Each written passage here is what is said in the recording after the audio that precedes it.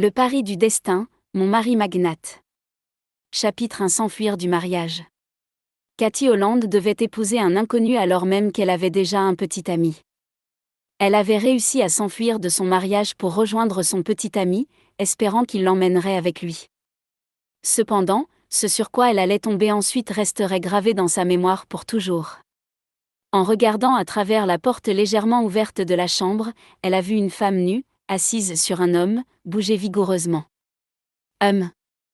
Alors, dis-moi, Josh, es-tu amoureux de moi ou de Cathy? Haletant, Josh Sutton a dit, chérie, comment peux-tu te comparer à elle? Je l'aurais quittée depuis longtemps si je ne craignais pas autant que ma réputation en prenne un coup. Le sourire de la femme s'est élargi. Ne t'inquiète pas. Une fois qu'elle aura épousé ce voyou ce soir, personne ne pourra nous empêcher d'être ensemble. Leurs yeux se sont croisés dans un regard tendre. Puis, ils se sont enlacés, en s'embrassant. Le visage de Cathy est devenu pâle. Elle n'en revenait pas face à la scène qui se déroulait devant elle. Son petit ami était au lit en train de baiser sa sœur. Bang! Le couple qui couchait ensemble a sursauté. Avant que Josh ne puisse comprendre ce qui se passait, un vase a atterri sur sa tête. Judy Holland a poussé un cri et s'est précipitée pour confronter Cathy. As-tu perdu la tête? Josh n'est plus intéressé par toi depuis longtemps, et la seule raison pour laquelle il ne t'a pas quitté est par sens des responsabilités. Comment oses-tu lui faire du mal? Ce n'est pas à toi de parler, espèce de troisième roue du carrosse. Cathy a répondu par une poussée froide et s'est tournée vers Josh. J'ai besoin de l'entendre de ta bouche, Josh. Est-ce que tu sors avec Judy derrière mon dos depuis longtemps? Josh ne pouvait pas se résoudre à croiser son regard. Je suis désolée, Cathy. Cathy avait l'impression que son cœur se déchirait, la douleur était si intense qu'elle avait du mal à reprendre son souffle. Ses mains se sont mises à former des points, ses ongles s'enfonçant dans ses paumes. Josh, comment as-tu pu me trahir de la sorte? Tu ne te souviens pas que j'ai été à tes côtés pendant 3 ans? J'étais là pour toi quand tu vivais dans la cave sans rien, a-t-elle crié à la fin.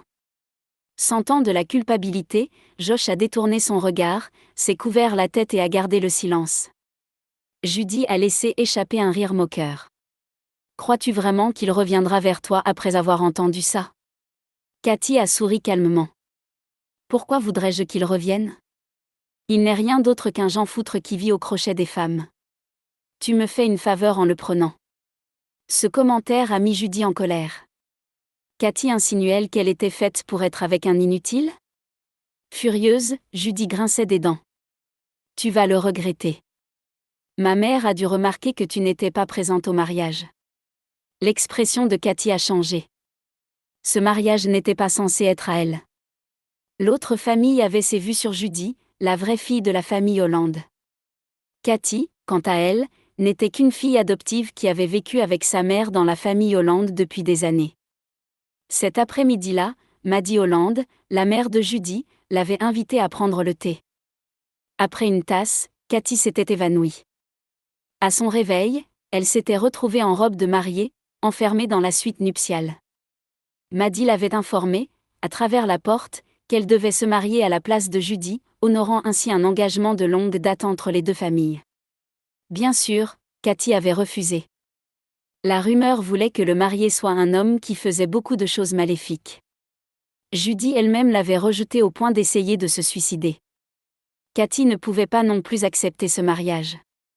Désespérée, elle s'était échappée par la fenêtre, sans se douter que... Envahie par la colère et le désespoir, elle s'est fermement agrippée à la robe de mariée et a serré les dents. Elle a sifflé, « Vous n'aurez pas ce que vous voulez ». Sur ce, elle s'est retournée et s'est enfuie. Judy ne l'a pas suivie. Elle a plutôt informé ses parents de la venue de Cathy. À Délan, retrouver quelqu'un était un jeu d'enfant pour la famille Holland. Cathy continuait à courir sans s'arrêter. Il semblait qu'il y avait des personnes qui la poursuivaient à chaque tournant. Bang! Elle a trébuché sur un rocher au bord de la route et s'est écroulée par terre. Arrêtez-vous!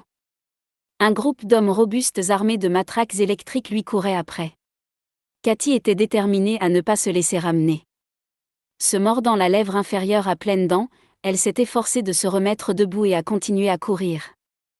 Une heure plus tard, Cathy a trouvé refuge dans un entrepôt, à bout de souffle. Elle a réussi à atteindre la banlieue.